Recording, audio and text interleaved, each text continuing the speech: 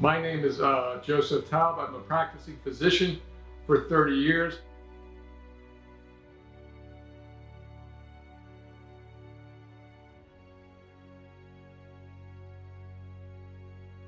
The reason why I got disability insurance early on with it is because one never knows what your health is for the rest of your life.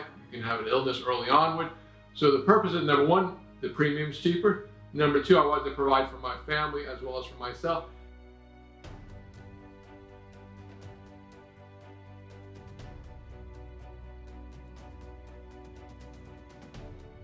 And one thing I learned from getting disability insurance is it has to be occupation specific and what duties that you do on a daily basis, so that if you were partially disabled, you could still get the benefits of your disability and then work in another profession.